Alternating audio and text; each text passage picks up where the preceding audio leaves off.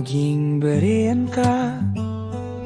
Ang kulang sa churches ngayon, yung nagsasaliksik. Kung meron mang nagsasaliksik, kakaunti. Kumpara sa porsyento ng buong church, umaapaw sa dami ang tao, pero mangilan-ilan yung nagsasaliksik. Kaya mga magulang, ang utos ninyo sa inyong anak, malaking bagay yan.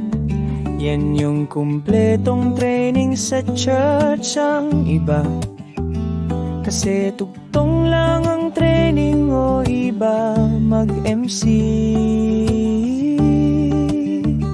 Paano mo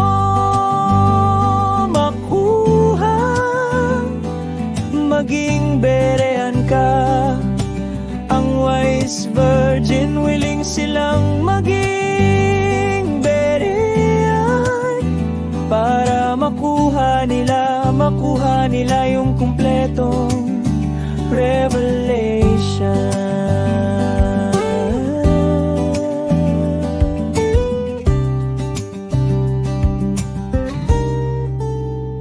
Mga hentil tayo na hindi tayo lipi ng mga Judyo. Hindi tayo ang original na may karapatan sa kaligtasan, pero binigyan tayo ng karapatan. May mga tao buha na dapat nila, pero dahil lang sa Nicolaita, lukewarm hindi nila makuha.